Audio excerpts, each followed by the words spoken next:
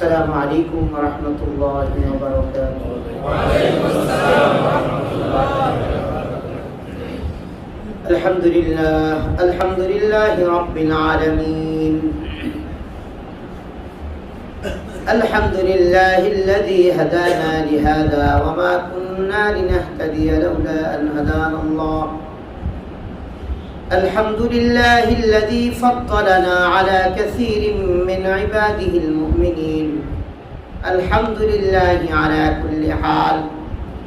يا ربي لك الحمد كما ينبغي لجلال وجهك وقديم سلطانك.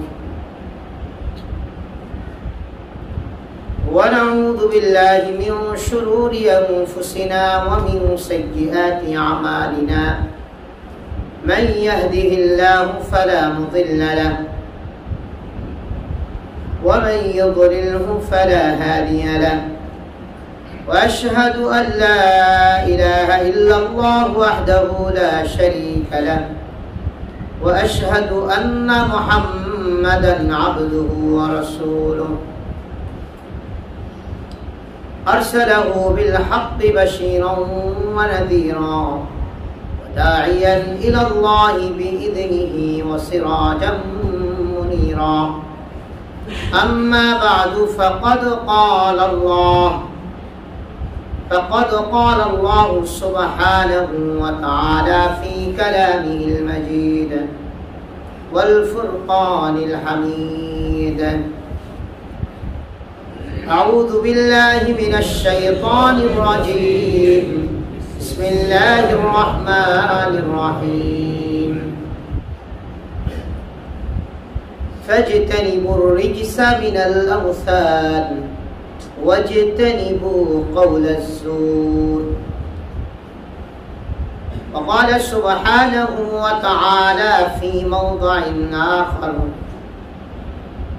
وليستعفف الذين لا يجدون نكاحا حتى يغنيهم الله من فضله. وقال رسول الله صلى الله عليه وسلم: النكاح بركة أيسرها مؤونة. أو كما قال النبي صلى الله عليه وسلم: آمنت بالله صدق الله مولانا العظيم وصدق رسوله النبي الكريم ونحن على ذلك لمن الشاهدين والشاكرين والحمد لله رب العالمين. اللهم صل على محمد وعلى آل محمد كما صليت على إبراهيم وعلى آل إبراهيم إنك حميد مجيد. اللهم بارك على محمد وعلى آل محمد كما باركت على إبراهيم وعلى آل إبراهيم إنك حميد مجيد. আলহামদুলিল্লাহ, সকল প্রশংসা সে মহান রব্বুল আলামিনের জন্য, যিনি আমাকে আপনাকে মানুষ হিসেবে তৈরি করেছেন। পাশাপাশি যে রব না চাইতে ঈমানের মতো, ইসলামের মতো নিয়ামত দিয়ে আমাদেরকে সম্মানিত করেছেন, সে মহান রব্বুল আলামিনের দরবারে লাখো কোটি শুকরিয়া আদায় করি, যিনি আমাদেরকে জুমার নামাজের পূর্বে মসজিদে এনে কোরআন ও হাদিস থেকে কিছু আলোচনা করবার শুনবার তৌফিক দান করেছেন। সেই মহান রবের আলিশান দরবারে শুকরিয়া জ্ঞাপনার্থে বলি আলহামদুলিল্লাহ। সম্মানিত ভাই, আমরা গত জুমা থেকে ধারাবাহিকভাবে আলোচনা করছিলাম একজন সন্তানের জন্য পিতামাতার উপরে কি কি হক রয়েছে এ ব্যাপারে দীর্ঘদিন থেকে আলোচনা চলে আসছিল। গত জুমায় আমরা আলোচনা করছিলাম তৃতীয় পর্যায়ের তথা মোটা দাগে সন্তানের জন্য মা বাবার উপরে তিনটি হক আছে। তার মধ্যে একটি সুন্দর নাম রাখা, উত্তম আদব শিক্ষা দেওয়া, ইসলামী তাহজিব তামাদ্দুন শিক্ষা দেওয়া। 2 নম্বর, মা বাবার উপরে সন্তানের ব্যাপারে ফরজ 3 নম্বর হচ্ছে মা বাবার উপরে দায়িত্ব যে সন্তানকে একটি বিবাহ করানো।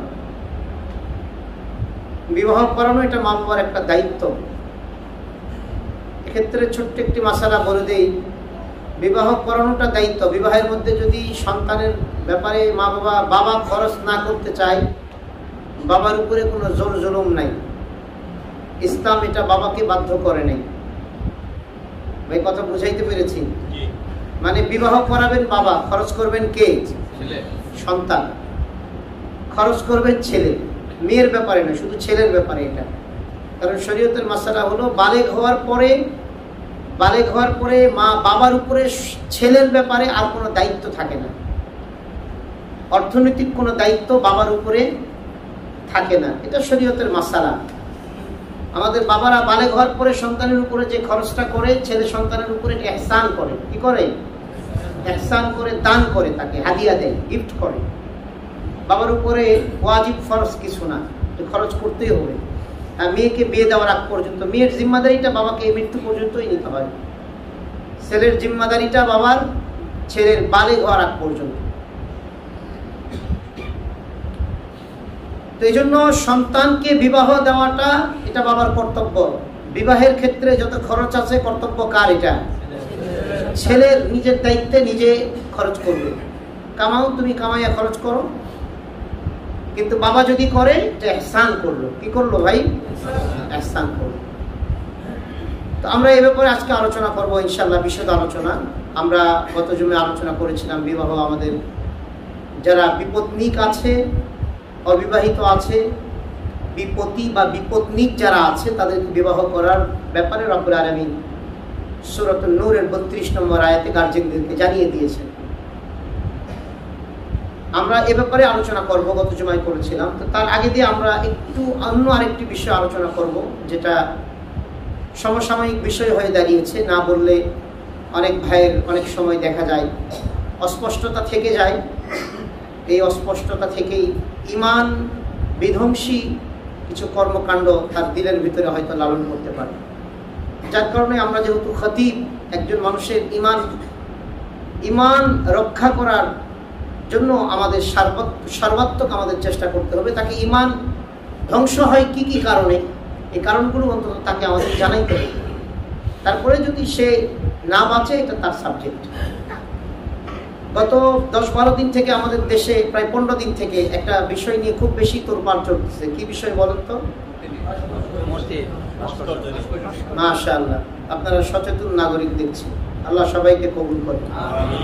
মূর্তি ও ভাস্কর্য নামক যে আপনার মানুষকে সম্মান জানাবার জন্য, তথাকথিত মানুষকে সম্মান জানাবার জন্য যে বিষয়টি, এই বিষয়টি নিয়ে খুব তোলপাড় চলছে। এক পক্ষ মূর্তি এবং ভাস্কর্য বানানো নিষেধ করছেন।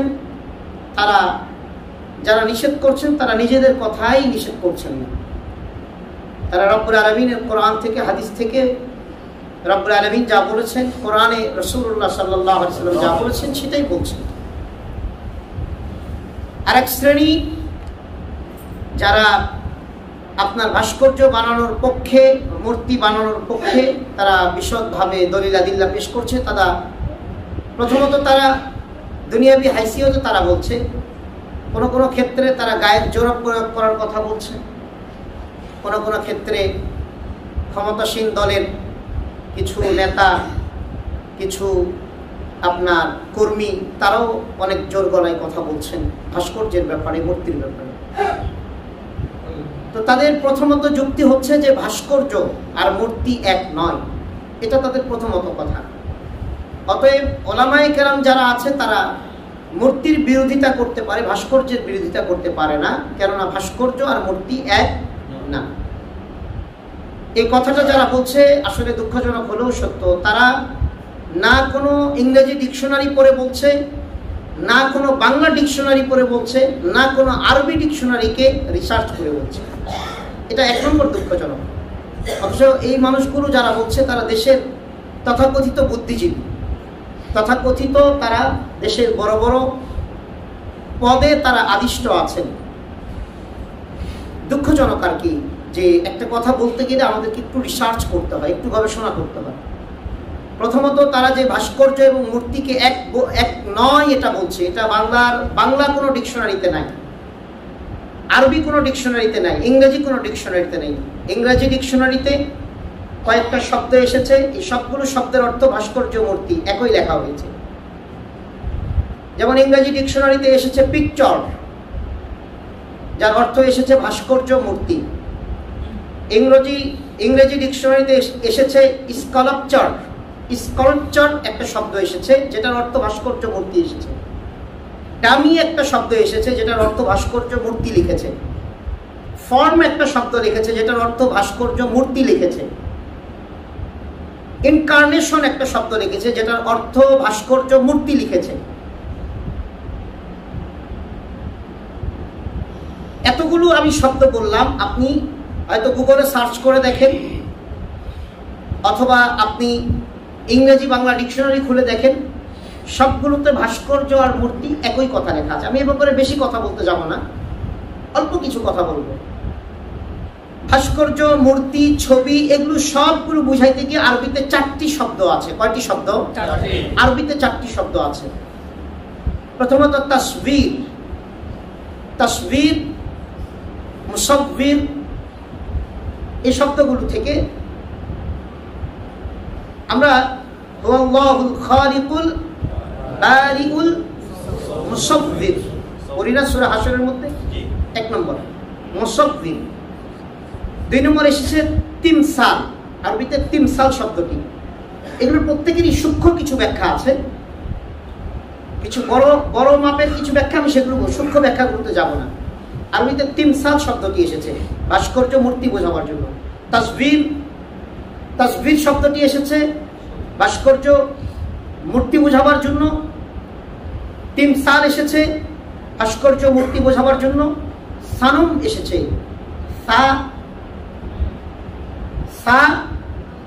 আসনাম, এই যে আপনার হচ্ছে আউসান শব্দটি এসেছে ওয়াসান থেকে।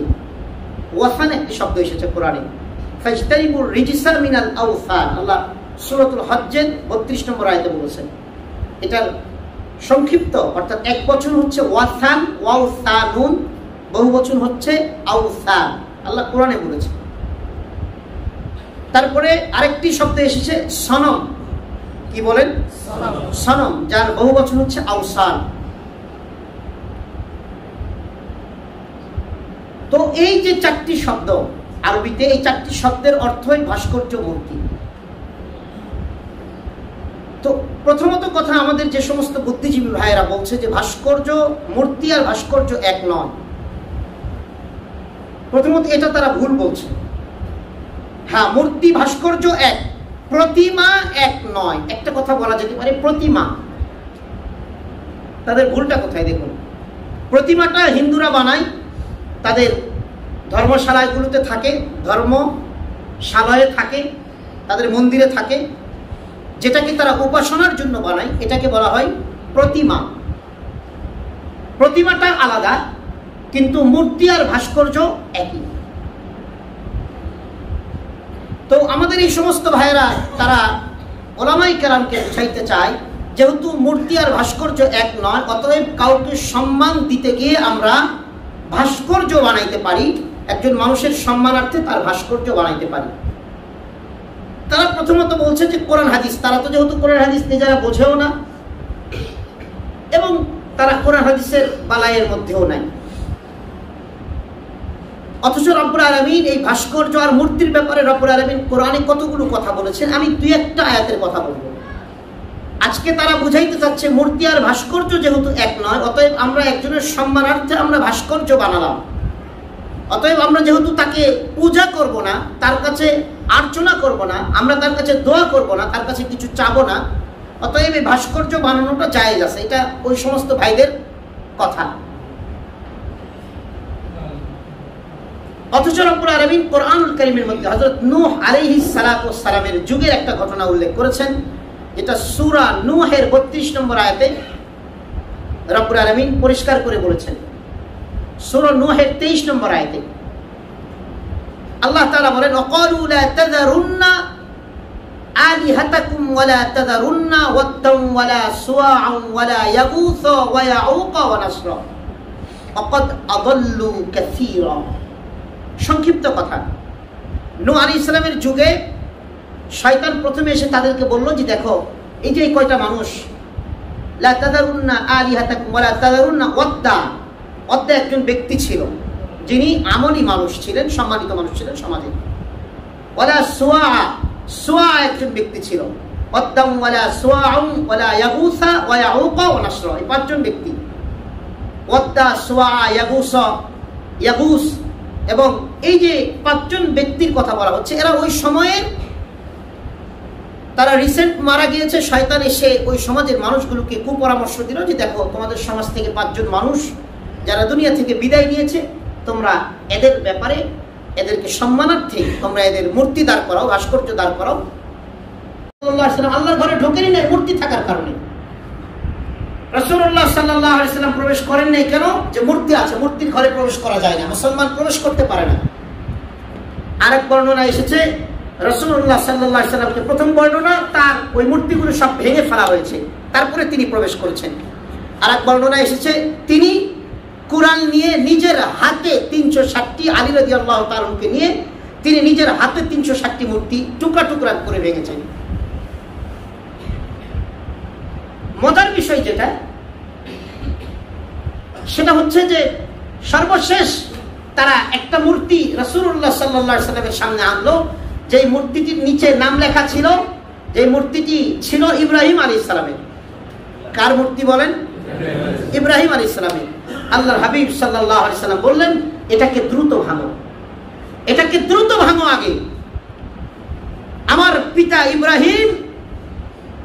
পিতা ইব্রাহিম এই মূর্তি ভাঙার জন্যই পৃথিবীতে আল্লাহ তাকে পাঠিয়েছেন। আল্লাহর সাথে শিরকের সবচেয়ে বড় বাহন মূর্তি, এই মূর্তি ভাঙার জন্যই আমার পিতা ইব্রাহিমকে রব্বুল আলামিন পাঠিয়েছেন। অতএব আমার পিতাকে সম্মান করতে হবে, আর যারা পিতার মূর্তিকে বানাবে ওই মূর্তিকে অবশ্যই লাথি মারে, মূর্তিকে অবশ্যই চূর্ণ বিচূর্ণ করে ভেঙে টুকরা টুকরা করে দিতে হবে। আমরা পরিষ্কার কথা, আমাদের পরিষ্কার কথা, ওলামায়ে কেরামের পরিষ্কার কথা, কোরআন সুন্নাহর পরিষ্কার কথা। আপনারা বঙ্গবন্ধু শেখ মুজিবুর রহমানের নামে আমাদের কাছে দোয়া চান না চান না? কথা বলেন।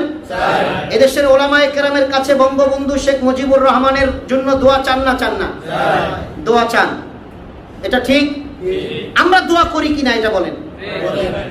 আমরা দোয়া করি। শেখ মুজিবুর রহমান তার জন্য দোয়া চাওয়া হয়, আমরা দোয়া করি। আমরা দোয়া, আপনারা চান, আমরা দোয়া করি। আবার ওদিকে আপনারা তার কবরে আগুনকে বেশি প্রজ্বলন করার জন্য আপনারা ওদিকে তার নামের ভাস্কর্য বানাবেন। এই ডাবল স্ট্যান্ডার্ড বাজি তো ইসলাম কবুল করে না। এই ডাবল স্ট্যান্ডার্ড বাজি তো ইসলাম কবুল করে না। যে মুজিবুর রহমানের নামে আমাদের কাছে দোয়া চান, তো দোয়া চান মানে তিনি অবশ্যই মুসলিম অবস্থায় মারা গেছে। আর একজন মুসলমানের জন্যই কেবল দোয়া করা জায়েজ মৃত্যুর পরে, কাফেরের জন্য তো দোয়া করা হারাম। মুসলমানের জন্যই কেবল মৃত্যুর পরে দোয়া করা জায়েজ, জান্নাতের জন্য, মাগফিরাতের জন্য দোয়া। ম্যারাডোনার জন্য দোয়া করা যাবে না। এই কথা বুঝাইতে পারছি মুসলমান? ম্যারাডোনার জন্য মৃত্যুর পরে কোনো দোয়া নাই। খুব বেশি মনে চাইলে মৃত্যুর আগে দোয়া করেন, আল্লাহ এদেরকে হেদায়েত দান করে, এই দোয়া করা যাবে। এই দোয়া আমরা অলওয়েজ করি। কাফের মুশরিক আল্লাহ সবাইকে হেদায়েত দাও, হেদায়েতের দোয়া করা যায় মৃত্যুর আগে। মৃত্যুর পরে ফয়সালা শেষ। কাফেরের জন্য কোনো, আল্লাহ রাসূল সাল্লাল্লাহু আলাইহি ওয়াসাল্লামকে আল্লাহ তাআলা হুমকি দিয়েছেন, ধমকি দিয়েছেন, আপনার কাফের চাচার জন্য আপনি দোয়া করতে পারেন না, মৃত্যুর পরে তার জন্য কোনো দোয়া নেই। অতএব বঙ্গবন্ধু শেখ মুজিবুর রহমান তিনি মুসলমান অবস্থায় মারা গিয়েছেন, আমরা তার রূহের মাগফিরাতের জন্য দোয়া করি। আর সেখানে আপনারা তার কবরে আযাব বৃদ্ধির জন্য তার মূর্তি বা ভাস্কর্যের নামে তার মূর্তি নির্মাণ করবেন, এটা ইসলামের সাথে কখনোই যায় না। অতএব ওলামায়ে কেরাম আজকে একটা ভিডিও দেখে এত কষ্ট লাগলো। ছাত্রলীগের বর্তমানে সভাপতি সেক্রেটারি শেখ নাহিয়ান জয় কার নাম, বর্তমান ছাত্রলীগের সভাপতি বা সেক্রেটারি কে উনি ভাই? সভাপতি সাহেব নাহিয়ান জয়, তার একটা আজকে আপনাদের এখান থেকে গিয়ে ফেসবুকটা একটা স্ক্রল করছিলাম, তার একটা ভিডিও দেখলাম। তিনি আল্লামা মামুনুল হক সাহেবকে নিয়ে যাচ্ছে তাই বলছে। সম্মানিত ভাই, আপনি তো মামুনুল হক সাহেব নিয়ে বলছেন না, আপনি কোরআন হাদিসের বিরুদ্ধে কথা বলছেন। মামুনুল হক নিজের কোনো কথাই বলে না, আল্লামা মামুনুল হক নিজে কোনো কথাই বলে না। আপনারা আরো লেখাপড়া করুন, আপনারা শিক্ষিত পারসন, কিছু নাস্তিকের কথায় আপনারা এরকম ফালাফালি করেন। আপনারা যদি বঙ্গবন্ধুকে ভালোবাসতেন তাহলে আপনারা লেখাপড়া করতেন। আপনারা যখন বলেন বঙ্গবন্ধুর জন্য দোয়া চাই, তখন আপনারা অবশ্যই বঙ্গবন্ধুর নামে ভাস্কর্য তৈরি করতে পারেন না। হাদিসে পরিষ্কার এসেছে কিয়ামতের দিন রব্বুল আলামিন সবচেয়ে বেশি তাকে শাস্তি দিবে, এবং দুনিয়াতে যার ব্যাপারে এমন কিছু করা হবে, যিনি কবরে চলে গিয়েছেন, আর তার ব্যাপারে যদি এমন কিছু করা হয় যেটা গুনাহে কবিরা, অবশ্যই তার কবরে আযাব বৃদ্ধি পাবে। আমরা মামুনুল হক সাহেবরা, ওলামায়ে কেরামরা বঙ্গবন্ধু শেখ মুজিবুর রহমানকে ভালোবাসে। আপনারা কথাটা কেন বুঝতেছেন না? আমরা তো তার নামটাও অশ্রদ্ধার সাথে নেই না, আমরা তো তার অবদানগুলোকে অস্বীকার করছি না, আমরা তার কোনো কিছুকে অস্বীকার করছি না। এই দেশের জন্য তিনি ত্যাগ করেছেন।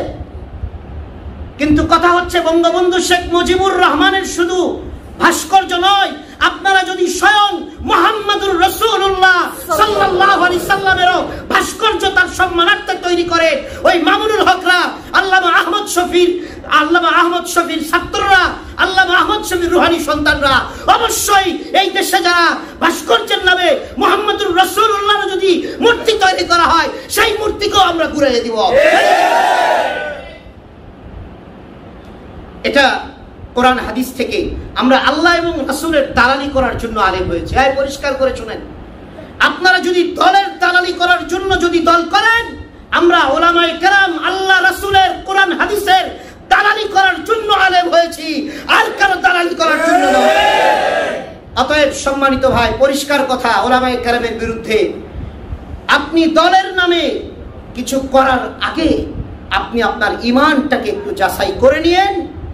যদি আমার কথা পরিষ্কার, আমাদের কথা পরিষ্কার, যদি আপনার ঈমান নিয়ে মারা যেতে চান, যদি আপনি ঈমানি মৃত্যুবরণ করতে চান, অন্ধ দলকে অন্ধ অনুকরণ করবেন না। কোরআন হাদিসের বিপক্ষে যদি দল চায়, আপনার ঈমান নিয়ে যদি আপনি মারা যেতে চান, কোরআন হাদিসের পক্ষে থাকবেন। আর যদি ঈমান হারা হয়, কাফের হয়ে মারা যেতে চান, খুন হওয়া অসুবিধা নেই। আমরা শুধু আপনাদেরকে সতর্ক করার জন্য ওলামায়ে কেরাম, শুধু সতর্ক করার জন্য ওলামায়ে কেরাম। গতকাল আমার ফেসবুকের ওয়ালে একটা যমুনা টিভির 17 নভেম্বরে যমুনা টিভির একটা নিউজ আমি শেয়ার করেছি। যদি কারো মনে চায় আমার ফেসবুক ওয়ালে ঢুকে আব্দুল কাহার বিন খলিল লিখে সার্চ দিয়ে ঢুকে দেখেন। মূর্তি এই ভাস্কর্যের নামে বাটপারি কারে কয়? পার্বত্য চট্টগ্রামে একটা ভাস্কর্য করার জন্য 12 কোটি টাকা নিয়েছে। কত কোটি টাকা বলেন? বঙ্গবন্ধু শেখ মুজিবুর রহমানের নামে একটা ভাস্কর্য করতে প্রথমে 8 কোটি টাকা নিয়েছে, পরে আবার 4 কোটি টাকা নিয়েছে। 12 কোটি টাকা নিয়ে মনে হয় 2 কোটি কেন 1 কোটি টাকারও কাজ করে নেয়, বাকিটা সব মাইরে দিছে বদমাইশরা। 100% মূর্তির নামে যা কিছু আছে সব ভাস্কর্য। তথা কেউ যদি ছবি অঙ্কন করে, আমরা আগেও বলেছি, যেটা প্রিন্টেড যেটা, এসবগুলো চলে আসে। হ্যাঁ, সবকিছুর আমাদের দেশে শুধু আমরা কোনো ব্যক্তি কেন্দ্রিক, আমরা আগেও বলেছি, কোনো ব্যক্তি কেন্দ্রিক আমরা কোনো কি করব না, কোনো ব্যক্তি কেন্দ্রিক আমাদের কথা নেই। আমাদের কথা সামগ্রিকভাবে আমাদের দেশে এই যে ভাস্কর্যগুলো নির্মাণ করা হচ্ছে, বা এই যে আপনার মুক্তিযুদ্ধ ভাস্কর্য ইত্যাদি যে ভাস্কর্যগুলো, ঢাকা ইউনিভার্সিটির মোড়ে ভাস্কর্য, মোড়ে মূর্তি দাঁড় করানো, এগুলো তো এই দেশে আমাদের গাজীপুর চৌরাস্তায় অনেকগুলো ছিল, এখন মনে হয় একটা রাখছে। অনেকগুলো ছিল, একটা রাখছে বরকতের নিয়তে একটা রাখছে। নাউজুবিল্লাহ বলবেন না? দুঃখ লাগে, এগুলো দুঃখ লাগে। এখানে ফ্লাইওভার দেওয়া হচ্ছে, তারপরেও এখানে একটা রাখতে হবে, মানে কত বরকত এখানে রয়ে গেছে। কে এগুলো কারে বুঝ দেয়? আমাদের সরকারের, আমাদের দেশের কত মানুষ না খেয়ে থাকে, কত মানুষ ছন্ন ছাড়া, কত মানুষ অভাবের তাড়নায় পেরেশান। আজকে তাদের খাবার নাই, তাদের কিছু নাই, আর অন্য একটা বিষয় নিয়ে আজকে মনে করেন আমাদের দেশের টাকা পয়সাগুলো খরচ করা হচ্ছে। তো আমাদের কথা পরিষ্কার, কোনো ব্যক্তি নিয়ে, কোনো দল নিয়ে কারো বিরুদ্ধে আমাদের কথা নেই। আমাদের কথা পরিষ্কার, মূর্তির নামে ভাস্কর্য বা ভাস্কর্যের নামে মূর্তি, এটা জারি হোক, এটা ইসলাম সাপোর্টেড নয়। রাসূলুল্লাহ সাল্লাল্লাহু এবং আমরা বলি ভাই শুনেন, রাসূলুল্লাহ সাল্লাল্লাহু আলাইহি ওয়াসাল্লাম দুটো হাদিস পড়ি। আম্মা জান আয়েশা রাদিয়াল্লাহু তাআলা আনহা রাসূলুল্লাহ সাল্লাল্লাহু আলাইহি ওয়াসাল্লাম যুদ্ধের ময়দানে গেছেন। আম্মা জান আয়েশা চিন্তা করলেন স্বামীকে সারপ্রাইজ দেব, আমার স্বামীকে আমি একটু গিফট করব, একটা সুন্দর একটা জিনিস সারপ্রাইজ দেব। তো আম্মা জান আয়েশা করছেন কি, একটা ছবিওয়ালা প্রাণীর ছবিওয়ালা চাদর, এক বর্ণনা এসেছে বালিশ, প্রাণীর ছবিওয়ালা বালিশের কভার বানাইছে, বানায় রাসূলুল্লাহ সাল্লাল্লাহু আলাইহি ওয়াসাল্লামকে সারপ্রাইজ দিবে বইলা রাখছে। রাসূলুল্লাহ সাল্লাল্লাহু আলাইহি ওয়াসাল্লাম ঘরে পা দিছেন, পা দেওয়ার পরে বালিশের এই কভার দেখে বলছেন আমি ঘরে ঢুকবো না, আমি ঘরে ঢুকবো না যতক্ষণ, যে কারণ যে ঘরে প্রাণীর ছবি থাকে, প্রাণীর কোনো মানুষের কোনো প্রাণী ছবি থাকে, সেই ঘরে রহমতের ফেরেশতা প্রবেশ করে না।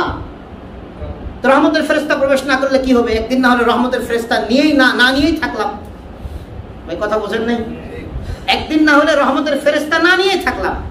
মূলত বিষয়টা এখানে না সম্মানিত ভাই, মূলত বিষয়টা হচ্ছে যে ঘরে রহমতের ফেরেশতা প্রবেশ করে না, তথা প্রাণীর ছবি ভিউ করা থাকে, প্রকাশ করা থাকে, কোন মূর্তি প্রকাশ করা থাকে, সেখানে রহমতের ফেরেশতা প্রবেশ করে না। না করলে অসুবিধা কি? না করলে তেমন বড় সমস্যা নাই। একটা সমস্যা মারাত্মক আছে, সেটা হচ্ছে যে ওই সময়টা আপনি ওই ঘরে যদি যান, আর ওই সময় যদি আপনার মালাকুল মউত মৃত্যুর ফেরেশতা আজরাইল চলে আসে, মৃত্যুর সময় যদি আপনার হয়ে যায় সম্মানিত ভাই, তো তখন হাদিসে পরিষ্কার করে এসেছে যে ঘরে প্রাণীর ছবি থাকবে, ভিউ করা থাকবে, প্রাণীর ছবি দেখা যাচ্ছে, লটকানো আছে, দেখা যাচ্ছে, মৃত্যুর সময়ে তখন ওই প্রতিটি ভালো মানুষ মন্দ মানুষ মৃত্যুর সময়ে তার আত্মীয় স্বজন যারা মারা গিয়েছে, নিকটতম যারা মারা গিয়েছে, ওই নিকটতম আত্মীয়র সুরত ধরে শয়তান আসে। শয়তান এসে বলে দেখো না, তোমার আমি বাবা, তোমার আমি দাদা, খুবই বিভৎস চেহারা নিয়ে আসে। এসে বলে তোমার দাদা মারা গিয়েছে, আমি তোমার দাদা, তোমার বাবা মারা গেছে, আমি তোমার বাবা, আমাকে চিনছো না? আমি তো ইমানের উপরে মারা যাওয়ার কারণে আমার এই কন্ডিশন, তুমি ইমান ছেড়ে দাও, কাফের হয়ে মারা যাও। সম্মানিত ভাই, যদি রহমতের ফেরেশতা না আসে ওই সময়, তাহলে আপনি কাফের হয়ে মারা যাবেন। রহমতের ফেরেশতা কখন আসবে? যদি ওই ঘরে কোনো প্রাণীর কোনো ছবি ভিউ করা না থাকে। এবং হাদিসে পরিষ্কার এসেছে মৃত্যুর সময় রহমতের ফেরেশতা আল্লাহ পাঠান, ইমানদারের মৃত্যুর সময় রহমতের ফেরেশতা পাঠান, শয়তানও আসে। রহমতের ফেরেশতা স্ট্রং হয়ে আসে যদি সেই ঘরে যদি কোনো প্রাণীর ছবি ভিউ করা না থাকে, তো রহমতের ফেরেশতা এসে ওই ব্যক্তিকে বলেন নাহনু আউলিয়াউকুম ফিল হায়াতিদ দুনিয়া ওয়া ফিল আখিরাহ, হে বন্ধু, দুনিয়ার জীবনে আমরা যেমন তোমার বন্ধু আছি, কবরের জীবনেও আমরা তোমার বন্ধু থাকবো, তোমার কোনো ভয় নেই, চলো আল্লাহর কাছে, আল্লাহর মেহমান হয় চলো। সম্মানিত ভাই, রহমতের ফেরেশতা যদি না আসে, অবশ্যই আপনার ঈমান হারা হয়ে আপনি মারা যাবেন। তো আমরা তো চাই, ওলামায়ে কেরামের এটাই আশা, যে মানুষগুলো আল্লাহর বান্দারা যেন রহমতের ফেরেশতা না নিয়ে তথা মৃত্যুর সময় তারা যেন ঈমান হারা হয়ে মারা না যায়, ঈমান নিয়ে যেন যায়, এটা সকলেরই চাও। এই জন্য রাসূলুল্লাহ সাল্লাল্লাহু আলাইহি ওয়াসাল্লাম ঘরে ঢুকলেন না। এক বর্ণনা এসেছে আম্মা জান তখন করলেন কি, তাৎক্ষণিক কাপড়টাও নষ্ট করলেন না, তাৎক্ষণিক সিধা পিঠ উল্টা পিঠ আছে না, ওই কাপড়টাকে তাৎক্ষণিক কি করলেন, তিনি উল্টা করে আবার ওটা করে আবার বালিশের সিলাই দিয়ে আবার বালিশের কভার বানিয়ে রাসূলকে বসতে দিয়েছেন। আরেকটা বর্ণনা আসছে উম্মু সালামা রাদিয়াল্লাহু তাআলা আনহার ঘরে, তিনিও এরকম রাসূলুল্লাহ সাল্লাল্লাহু আলাইহি ওয়াসাল্লামকে একটু গিফট করার জন্য তার ঘরের পর্দা প্রাণীর ছবিওয়ালা লাগিয়েছেন। রাসূলুল্লাহ সাল্লাল্লাহু আলাইহি ওয়াসাল্লাম ঘরেই ঢোকেন নাই, বলছে যে ঘরে প্রাণীর ছবি থাকবে আমি সেই ঘরে ঢুকবো না, এবং সেই ঘরে রহমতের ফেরেশতা আসবে না। সম্মানিত ভাই, এজন্য আমরা জানি অনেক ভাই নামাজ পড়েন, রোজা রাখেন, আমল করেন, কিন্তু ঘরের প্রাণীর ছবিগুলো আপনারা এখনো সরাইতে পারেন নাই। হয়তো একটু ঘোড়া আছে, মূর্তি আছে, বাচ্চারা শখ করে কিনছে একটা আপনার হচ্ছে চীনামাটি বা চায়না একটা ঘোড়া মূর্তি, তারপরে আপনার কি বলে ওই যে আপনার হচ্ছে আরো অনেকগুলো প্রাণীর ছবি পাওয়া যায়, একটা মাছ রেখেছেন। সম্মানিত ভাই, এই যে প্রাণীর ছবি এবং এই যে মূর্তি বা ভাস্কর্য, এগুলো ঘরে থাকলে কিন্তু রহমতের ফেরেশতা আসবে না। এই অবস্থায় যদি আপনার মৃত্যুর ফেরেশতা চলে আসে, তাহলে কিন্তু সম্মানিত ভাই আপনার ঈমান হারা হয়ে মারা যাওয়া ছাড়া কোনো গতি নাই। এজন্য আশা করি এগুলো ঘরের মধ্যেও রাখবেন ইনশাআল্লাহ। সম্মানিত ভাই, আমি যে কোরআন হাদিসকে দলিল দিয়ে, যে দলিলগুলো দিয়ে বুঝালাম, অনেকগুলো দলিল ছিল আমার কাছে, আমি সংক্ষিপ্ত করে বুঝালাম। আমাদের মসজিদে কেউ আসেননি যে মূর্তির পক্ষে কেউ আসেন, একটু হাত উঠান তো।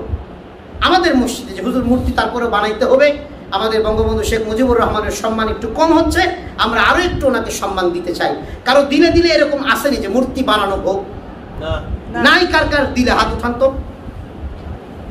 আরেকটু বড় করে হাত উঠে আল্লাহকে দেখায় দেয়, আল্লাহ আমরা এগুলোর সাথে একমত নই। দিল থেকে বলছেন তো একমত নয় তো ভাই? ইনশাআল্লাহ হাত নামান।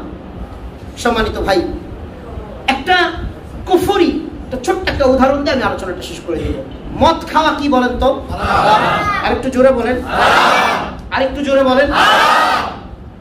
বড় গুনাহগুলোর মধ্যে মদ খাওয়া একটা বড় গুনাহ। আচ্ছা বলেন, মদ খাওয়া বড় গুনাহ না আল্লাহর সাথে শিরক করা বড় গুনাহ? মদ খাওয়া বড় গুনাহ না আল্লাহর সাথে শিরক করা সবচেয়ে বড় গুনাহ? মদ খাওয়ার চেয়েও রব্বুল আলামিনের সাথে শিরক করা সবচেয়ে বড় গুনাহ।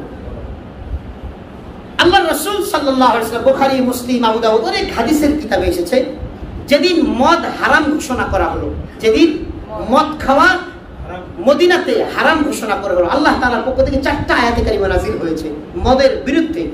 সর্বশেষ যখন রব্বুল আলামিন মদ খাওয়া হারাম করলেন, রাসূলুল্লাহ সাল্লাল্লাহু আলাইহি ওয়াসাল্লাম বলে দিলেন মদ খাওয়া হারাম। সাথে রাসূল আরো শব্দ বলেছেন, হান্তব, দুব্বা, এরকম প্রায় মদ, ওই যুগে মদ ব্যবহৃত, মদ যে সমস্ত পাত্রতে রাখতো সেই পাত্রগুলোর নামও ছিল। এই গ্রামে ধান রাখার কিছু পাত্রের নাম আছে না, মটকা, মটকি, ডোল, আপনার এক এক জায়গায় এক এক নাম বলে। গ্রামে ধান রাখার এরকম নাম আছে না ভাই? মটকা বলে, ডোলা বলে, ঢোল বলে, এরকম অনেক গ্রুপ বড় বড় এক এক চাল রাখে, ধান রাখে, গম রাখে, এগুলো পাত্রের নাম আছে। তো ওই যুগে 4টা মদের জন্য 4টা পাত্র ব্যবহার হতো। মদ খাওয়ার জন্য মোটামুটি কয়টা পাত্র ব্যবহার হতো? 4টা। রাসূলুল্লাহ সাল্লাল্লাহু আলাইহি ওয়াসাল্লাম বলেছেন মদ খাওয়াও হারাম, মদের পাত্র ব্যবহার করাও হারাম। আচ্ছা বলেন তো, মদ খাওয়া বেশি বড় গুনাহ না শিরক করা বেশি বড় গুনাহ? শিরক করা বেশি বড় গুনাহ। তাহলে যেখানে রাসূল সাল্লাল্লাহু আলাইহি ওয়াসাল্লাম বলছেন মদ খাওয়া হারাম, মদের পাত্র ব্যবহার করাও হারাম, মদের পাত্র কি দোষ করেছে? মদের পাত্রটা তো আমরা অন্য কিছু রাখতে পারি। রাসূলুল্লাহ সাল্লাল্লাহু আলাইহি ওয়াসাল্লাম এটার ব্যাখ্যায় মুহাদ্দিসিনে কেরাম বলেছেন না, ওই যে একটা মানুষ দীর্ঘদিন একটা প্র্যাকটিস ছিল মদ খাওয়া, আজকে যখন তার কাছে হারামটা একটু কষ্ট হবে কিন্তু একটা সময় মেনে নিবে, কিন্তু মদের পাত্রগুলো যদি দেখে তো তার ভিতর থেকে একটা শয়তানে একটা আরে এই জিনিসটার মধ্যে কি জিনিস না খাইতাম, আহা এটা আছে এখনো, ওখানে আফসোস করতে থাকবে। এজন্য রাসূলুল্লাহ সাল্লাল্লাহু আলাইহি ওয়াসাল্লাম বলেছেন মদ খাওয়া হারাম, মদের পাত্র ব্যবহার করাও হারাম। আমাদের উত্তরাতে তথা ভিআইপি জায়গাগুলোতে মদের বোতল কিনতে পাওয়া যায়, দেখেছেন আপনারা কেউ? উত্তরাতে আমি দেখেছি অনেক রাজলক্ষ্মীর সামনে, তারপরে এদিকে আপনার এসএ প্লাজার সামনে, এগুলোর সামনে দেখা যায় মদের পাত্র নিয়ে বসে থাকে। আপনাদেরকে বলে দেয় এই সমস্ত অনেক সুন্দর সুন্দর বোতল, মদের বোতলগুলো অনেক সুন্দর সুন্দর, আমাদের একটু ঘি রাখার জন্য, মধু রাখার জন্য, এগুলো খুব সুন্দর পাত্র। কিন্তু আপনাদেরকে বলে দেয় মাসালা, ওই পাত্র এনে আপনি হয়তো মদ খান না, কিন্তু ওই পাত্র এনে ব্যবহার করাও জোরে বলেন হারাম। সম্মানিত ভাই, মদ খাওয়া হারাম, মদের পাত্র ব্যবহার করা হারাম। যেখানে মদের চেয়ে বড়, তার চেয়ে অনেক বেশি বেশি বড় গুনাহ হচ্ছে শিরকের গুনাহ। কেননা কেউ যদি মদ খাওয়া অবস্থায়ও মারা যায়, তার যদি আগে ঈমান থাকে আর মদ খাওয়া অবস্থায় যদি মারা যায়, তো আল্লাহর কোরআনের ভাষ্য অনুযায়ী সে একটা গুনাহে কবিরা করেছে। আল্লাহ চাইলে তাকে মাফও করতে পারে, চাইলে শাস্তিও দিতে পারে। কিন্তু কেউ যদি মুশরিক অবস্থায় মারা যায়, তাকে কি মাফ পাওয়ার কোনো সুযোগ আছে? না, সোজা জাহান্নাম। ফাকাদ হারামাল্লাহু আলাইহিল জান্নাহ, আল্লাহ বলেন তার জন্য আমি জান্নাতকে হারাম করে দিয়েছি। ওয়াহুন নার, মুশরিকের ঠিকানা একমাত্র জাহান্নাম। সম্মানিত ভাই, এই পৃথিবীর মধ্যে শিরকের যত বাহন আছে, সবচেয়ে বড় বাহনের নাম কি? কথা বলে না, মূর্তিটা শিরকের সবচেয়ে বড় বাহন না? মূর্তি হচ্ছে পৃথিবীর সবচেয়ে বড় বাহন, শিরকের সবচেয়ে বড় বাহন। তাহলে যেখানে মদ এবং মদের পাত্রকেও হারাম করা হয়েছে, সেখানে বুঝলাম, আপনার কথাই সামান্য সময়ের জন্য মেনে নিলাম যে মূর্তি আর ভাস্কর্য এক নয়, যেটা আপনারা বলছেন, যদিও ভুল বলছেন, মেনে নিলাম। কিন্তু অবশ্যই অবশ্যই যেহেতু ভাস্কর্য বা মূর্তি এটা শিরকের একটা বাহনের মতো, অতএব এটা ব্যবহার করা বা এটা বানানো এর চেয়ে বড় নিকৃষ্ট কাজ আল্লাহর কাছে আর হতে পারে না। সম্মানিত ভাই, আপনাদেরকে বোঝার জন্য দিল থেকে কিছু কথা বলেছি। আল্লামা মামুনুল হক, মুফতি ফয়জুল করিম সাহেব, বড় বড় ওলামায়ে কেরাম, আল্লামা জুনায়েদ বাবুনগরী, হাফিজাহুমুল্লাহ তাআলা, এই হযরতরা শুধুমাত্র আমাদের ঈমান আকীদাকে সহি করার জন্য, ঈমান আকীদাকে ঠিক করার জন্য এই দেশের ওলামায়ে কেরাম, আপামর আরো যত ওলামায়ে কেরাম আছে সবাই চেষ্টা করে যাচ্ছেন, সম্মানিত ভাই। তারপরে যদি আপনারা তাদের বিরুদ্ধে স্লোগান দেন, আপনারা কিন্তু মামুনুল হকের বিরুদ্ধে স্লোগান দিচ্ছেন না, বাবুনগরীর বিরুদ্ধে স্লোগান নয়, ফয়জুল করিমের বিরুদ্ধে স্লোগান নয়, এই স্লোগানগুলো ডাইরেক্ট আল্লাহ এবং রাসূলের বিরুদ্ধে স্লোগান হয়। সম্মানিত ভাই, এজন্য এখন ডিসাইড আপনি করবেন। আমার পরিষ্কার কোরআন সুন্নাহ থেকে বলে দেওয়ার যা, আমরা সেটা বলে দিয়েছি। ডিসাইড আপনার। যদি মৃত্যু ঈমান নিয়ে বরণ করতে চান, তাহলে এই মূর্তি এবং মূর্তির যাবতীয় যত সংস্কৃতি আছে সব কিছু থেকে নিজেকে দূরেও গুটিয়ে রাখুন। আর যদি ঈমান হারা হয়ে মারা যেতে চান, তাহলে আপনার ইচ্ছা, আল্লাহ তাআলা আপনার সাথে ফয়সালা করবে। যে কথাগুলো বললাম, আশা করি এই মূর্তির অপবিত্রতা, মূর্তির অপসংস্কৃতি, ভাস্কর্যের অপবিত্রতা, অপসংস্কৃতি থেকে রব্বুল আলামিন আমাদের সবাইকে মৃত্যু পর্যন্ত আমাদের হেফাজত করেন। সবাই বলি আমিন। সম্মানিত ভাই, আমরা যে আলোচনাটা শুরু করেছিলাম, যতটুকু পারি করব ইনশাআল্লাহ। তারপর আগামী জুমাতে সুযোগ হলে আবারও করব। আমরা বলছিলাম যে আপনার সন্তানকে বিবাহ দিতে হবে। গত জুমায় আমরা এই ব্যাপারে অনেকগুলো আলোচনা করেছি, বিবাহের ব্যাপারে, হাদিসের ব্যাপারে। এবং গত জুমায় আমরা আলোচনা করেছিলাম যে একজন মানুষের কাছে ন্যূনতম কতটুকু অর্থ থাকলে, এক সাহাবীর আলোচনা করেছিলাম যে সাহাবীর বিবিকে একটা লোহার কিছু দেওয়ার মতো যার সামর্থ্য ছিল না। তারপরে রাসূলুল্লাহ সাল্লাল্লাহু আলাইহি ওয়াসাল্লাম তাকে কি করেছেন? বিবাহ দিয়েছেন। কিসের বিনিময়ে? বলে গিয়েছেন কিসের বিনিময়ে? কোরআনের বিনিময়ে। আজকে আরেকটা হাদিস বলি, যারা বিবাহ করতে চান না, বিবাহের প্রতি যাদের অ্যালার্জি আছে, বিবাহ করতে চান না, যাদের বিবাহের প্রতি অনাগ্রহ, তাদের ব্যাপারে রাসূলুল্লাহ সাল্লাল্লাহু আলাইহি ওয়াসাল্লামের একটা হাদিস বলি। হযরত ওয়াক্কাফ রাদিয়াল্লাহু তাআলা আনহু, কেউ বলেছেন একজন সচ্ছল স্বাবলম্বী সাহাবী। রাসূলুল্লাহ সাল্লাল্লাহু আলাইহি ওয়াসাল্লাম তাকে একদা ডাকলেন, ডেকে বললেন, ওয়াক্কাফ, তুমি কি বিয়ে করেছো? তিনি বললেন, ইয়া রাসূলুল্লাহ, আমি বিয়ে করি নাই। তুমি কি বিয়ে করার শারীরিক এবং অর্থনৈতিক সামর্থ্য রাখো? ইয়া রাসূলুল্লাহ, আমি রাখি। তো রাসূলুল্লাহ সাল্লাল্লাহু আলাইহি ওয়াসাল্লাম তখন বললেন, যে ব্যক্তি বিয়ে করার সামর্থ্য রাখে শারীরিক অর্থনৈতিক, তারপরেও বিয়ে করে না, মান রাগিবা ফালাইসা মিন্না, তথা যে ব্যক্তি আমার এই বিবাহকে, আমি রাসূল, আমার সুন্নাহ হচ্ছে বিবাহ করা, যে ব্যক্তি আমার এই বিবাহকে অস্বীকার করবে, আমার এই বিবাহ থেকে দূরে থাকবে, আমার এই সুন্নাহকে উজ্জীবিত করা থেকে যে বিরত থাকবে, সে আমার উম্মতের দলভুক্ত নয়। মুহতারাম হাজিরিন, এতটুকুতেই ক্ষান্ত হন নাই রাসূলুল্লাহ সাল্লাল্লাহু আলাইহি ওয়াসাল্লাম। তারপরে হাদিসে তিনি বলেছেন, এই হাদিসের শেষাংশে তিনি বলেছেন, ওয়াক্কাফ, পৃথিবীতে তুমি যদি বিবাহিত অবস্থায় বেঁচে থাকো তাহলে তুমি উৎকৃষ্ট ব্যক্তি, আর যদি অবিবাহিত অবস্থায় বেঁচে থাকো তুমি নিকৃষ্ট ব্যক্তি। এবং যে ব্যক্তিটি অবিবাহিত অবস্থায় মারা গেল, মৃত্যুর পরে কবরবাসীদের জন্য যে নিকৃষ্ট, তার মধ্যে যে অবিবাহিত অবস্থায় কবরে গেছে, সে আমি রাসূল এবং আল্লাহর কাছে নিকৃষ্ট ব্যক্তি। সম্মানিত ভাই, এজন্য আমরা যুবকদেরকে বারবার উদ্বুদ্ধ করি, বাবারা বিশেষ করে, বাবা যারা আছেন, বাবা না থাকলে বড় ভাই যারা আছেন, তারা আপনাদের সন্তানদের ব্যাপারে আপনারা ইনশাআল্লাহ একটু অ্যালার্ট হবেন, একটু চৌকান্না হবেন। যখন একটা মানুষের 20 বছর বয়স পার হয়ে যায়, তখন আসলেই বিবাহের বয়স হয়ে যায়। আস্তে আস্তে আপনারা বিবাহের একটা যুবকের জন্য খেয়াল রাখবেন। যুবতীদের জন্য আমাদের টেনশন থাকলেও যুবকদের জন্য আমাদের টেনশন থাকে না। কথা ঠিক না বেঠিক? মেয়ে বিয়ে দেওয়ার জন্য বাবা হজ আটকায় দেয়, আছে না নাই? মাইয়ারে বিয়ে দেওয়া পরের বছর হজে যাবো, কিন্তু ছেলের বয়স যে মনে করেন জিন্দগির যৌন ক্যারিয়ার শেষ, সেটা আর বাপের খবর তো 35 বছর থাক, 40 বছরে তো কত মানুষ বিয়ে করে। আরে ভাই, কত মানুষ তো না বিয়ে করেও জীবন কাটাই দিতেছে। সালমান খান বিয়ে করছিল নি? কথা কয় না। হযরতের বয়স চলছে 54 বছর। কত বছর চলতেছে? এই সুলেমান খানরে চিনেন না? চিনেন না? এরকম মানুষ আছে নাকি? আমরা তো পেপার পত্রিকা পড়ি, এই লোকের বয়স হচ্ছে 54 বছর, তারপরে উনি সবচেয়ে এলিজাবেথ ব্যাচেলর। ইন্ডিয়ান 135 কোটি মানুষের মধ্যে উনি সবচেয়ে এলিজাবেথ ব্যাচেলর, সবচেয়ে হ্যান্ডসাম ব্যাচেলর। তো আপনি যদি তাকে ফলো করে বলেন থাক 40 বছর হলেও তো বয়স হয় নাই, তাহলে তো মুশকিল। হাদিসে এসেছে যৌবন কাল 18 থেকে এক বর্ণনায় 35, এক বর্ণনায় 38 শেষ, এটা হচ্ছে যৌবন কাল। এই সময়টাতে ছেলেদের বিয়ের একটু ব্যবস্থা করে নেন, আগে করেন। যৌবন কালের শেষ হওয়ার বেশি আগে করেন, যত আগে করবেন তত ভালো। সম্মানিত ভাই, ওসমানী খেলাফার যুগে খুব একটা দারুণ কিছু নীতি ছিল। ওসমানী খেলাফা, ওসমানী খেলাফতের যুগে সেই সমাজে যদি 25 বছর হওয়ার পরে কোনো ছেলে বিয়ে না করত, 1 নম্বর সে সরকারি চাকরিজীবী হলে 1 নম্বর চাকরিতে বরখাস্ত করা দেওয়া হতো। আল্লাহু আকবার বলেন।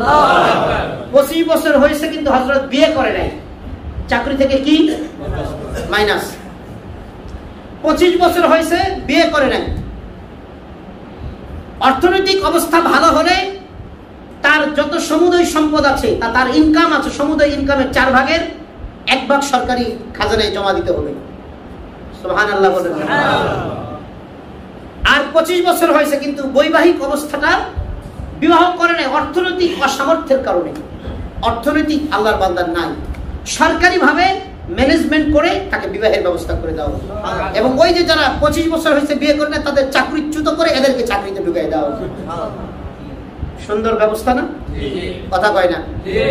আর আমাদের দেশে তো বয়ফ্রেন্ড গার্লফ্রেন্ড রাখেন, গার্লফ্রেন্ড বয়ফ্রেন্ড রাখেন, বৈবাহিক জীবনের একেবারে 12টা বাইদা যায়।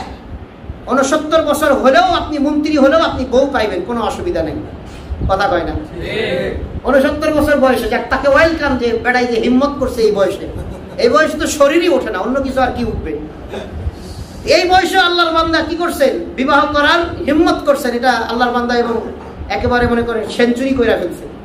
1 বছর না 2 বছরে যমজ সন্তান হয়ে গেছে আল্লাহর রহমতে। তো যাক, এটা ভালো বিষয়। আপনারা যারা যারা যুবক হয়েছেন, যুবক আছেন, গত জুমায় বলেছিলাম যে সামর্থ্যের ব্যাখ্যা কি বলেছিলাম বলেন তো? ধর্মিয়া ভুলে গেলে কি করবে? যুবক তোমরা জানো না সামর্থ্যের ব্যাখ্যায় কি বলেছিলাম?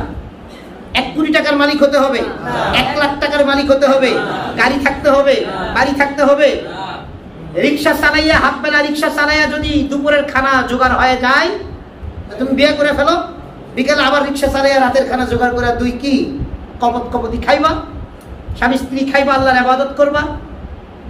এটা ইসলাম বলেছে। একবেলা খাবার জোগাড় করার মতো যদি তোমার সামর্থ্য থাকে, ওই সামর্থ্য শক্তি থাকে।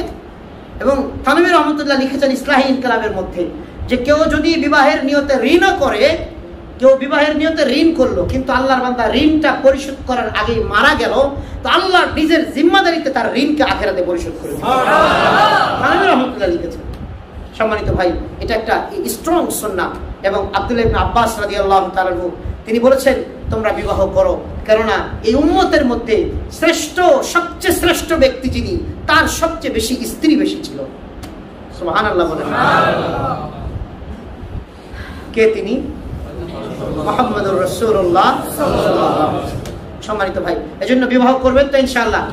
কারা কারা করবেন হাত উঠান। অনেকে ডরে হাত উঠায় না, মানে যারা বিবাহ করেছেন ঠিক আছে, তারা হাত উঠাননি ঠিক আছে, কারণ বিবাহ তো করেছেনই আলহামদুলিল্লাহ। আর যারা বিবাহ করেন না তারা হাত উঠান। যারা বিবাহ করেন না করবেন তো ইনশাআল্লাহ? যাক আলহামদুলিল্লাহ। আল্লাহ তাআলা সবাইকে, যারা বিবাহ করেন না সবাইকে বিবাহ করার তৌফিক দান করুন। হ্যাঁ যুবকরা, বিবাহ করবা কয়টা, একটা নারীর কয়টা জিনিস দেখে বিবাহ করবা? আজকে আলোচনা করার সময় নাই, আগামী জুমাতে আলোচনা করবো ইনশাআল্লাহ যে একটা নারী কি কি দেখে বিয়ে করতে হবে। মনে থাকবে তো ইনশাআল্লাহ? আগামী জুমাতে আলোচনা করা যাবে। রব্বুল আলামিন কোরআনে 3টা গুণের কথা বলেছেন। আল্লাহ তাআলা বলছেন, আল্লাহ তাআলা পরিষ্কার করে বলছেন আস-সালিহাত আল মুহসানাতিল গাফিলাতিল মুমিনাত। 3টা গুণের কথা আল্লাহ বলেছেন কোরআনে। আল মুহসানাতিল গাফিলাতিল মুমিনাত, 1 নম্বর মুমিন হবে, 2 নম্বর সচ্চরিত্রা হবে, 2 নম্বর কি হবে? সচ্চরিত্রা হবে, 3 নম্বর সাদাসিধে হবে, আলা বলা হবে নারী। আল্লাহু আকবার। সাপ্তাহিক কোন চ্যানেলে কি হয় এই সমস্ত খবর নারীর কথা কয় না। সাপ্তাহিক কোন চ্যানেলে কোন দিনে কয়টার সময় জি বাংলার কোন অনুষ্ঠান আছে, আর কি কি বাংলার কি অনুষ্ঠান আছে, বাংলাদেশি কোন টিভির কি অনুষ্ঠান আছে, ইউটিউবে কি লেটেস্ট মুভি বা কি লেটেস্ট গান এসেছে, এই সমস্ত খবর যে মেয়েটার কাছে থাকবে না, আল্লাহ বলেন ও হচ্ছে আল গাফিলাত। আল্লাহু আকবার। ব্যাখ্যা আগামী জুমায় করব ইনশাআল্লাহ। আজকে এ পর্যন্তই থাক, যেহেতু সময় হয়েছে। তাহলে সম্মানিত ভাই, আমরা আলোচনার মোলাক্কাস একটু বলি। আলোচনার মোলাক্কাস যে আমরা মূর্তির ধারে কাছেও যাব না ইনশাআল্লাহ। ঠিক আছে না ভাই? মূর্তির ধারে কাছেও যাব না। যদি কেউ দলীয়ভাবে বলে, আপনি যে কোনোভাবে মাথাটা গুটিয়ে মুটিয়ে যে কোনোভাবে চলে আসেন ভাই, ইমান হারা হয়েন না, ইমান হারা হয়েন না। আল্লাহর বান্দা, ইমানের মূল্য অনেক বেশি।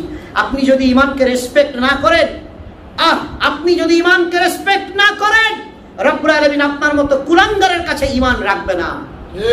আবু দারদা রাদিয়াল্লাহু তাআলা আনহু এত বড় সাহাবী, মুহাদ্দিস সাহাবী, শেষ জীবনে বাগদাদের মসজিদে 3 জানু করে বৃদ্ধ, শেষ বয়সে 2 পা উঁচু হয়েছে, মাথাটা নিচু হয়ে গিয়েছে। বাগদাদের মসজিদে বসে কান্না করছে, চিন্তিত। এক সাহাবী গিয়ে বললেন, হে আল্লাহর নবীর সাহাবী, আপনি চিন্তিত, আপনি কান্না করছেন কেন? মাথাটা উঁচু করে বলে যে আমার এই পেরেশানি লাগে, আমার রবের তো, আমি আবু দারদার ইমানের তো দরকার নাই, আমার রবের তো আমার ইমানের দরকার নাই। যদি মৃত্যুর আগে ইমান হারা হয়ে মারা যায়, এই জন্য আমি টেনশন করতেছি। কারণ আমার ইমান তো আমার আল্লাহর দরকার নেই। আমার আল্লাহর দরকার আছে আমার ইমান, কিন্তু আমার তো আমার রবের দরকার আছে ভাই। এই জন্য আপনি সারা জীবন কোরআনের বিরুদ্ধে, হাদিসের বিরুদ্ধে, আলেম ওলামার বিরুদ্ধে ভালো করে বুঝার পরে, জানার পরে শুধু দলীয় স্বার্থে অন্ধ হয়ে আপনি দলের পিছনে দৌড়াবেন, আপনি দেশের পিছনে দৌড়াবেন, আপনি দুনিয়ার পিছনে অন্ধ হয়ে দৌড়াবেন। আপনার মতো মানুষের ইমানের আমার মনে হয় না যে রবের দরকার আছে। সম্মানিত ভাই, সতর্ক করার জন্যই আমরা মাঝে মাঝে একটু জোরে বলি, মাঝে মাঝে আমরা একটু আপনাদেরকে হিট দিয়ে বলি, যেন আমাদের দিলটা যেন সহি হয়ে যায় ইনশাআল্লাহ। তাহলে আমরা মূর্তির অপবিত্রতা থেকে সার্বিকভাবে বাঁচার চেষ্টা করব, মিথ্যা কথা থেকে সার্বিকভাবে বাঁচার চেষ্টা করব, এবং আমরা আমাদের যারা গার্জেনের মধ্যে, আমাদের যারা আত্মীয় স্বজনের মধ্যে, আমাদের বাচ্চা, আমাদের সন্তান, ছেলে মেয়ে, আমাদের ভাই ভাতিজা যারা নিকটতম আত্মীয় আছে, তাদের বিবাহের ব্যাপারে আমরা আমাদের জায়গাতে থেকে একটু চেষ্টা করবো তো ইনশাআল্লাহ। আল্লাহ যে কথাগুলো বললাম আমাদের সবাইকে সহিভাবে বুঝাইবার আমার একটা তৌফিক দান করুন। সবাই বলি আমিন।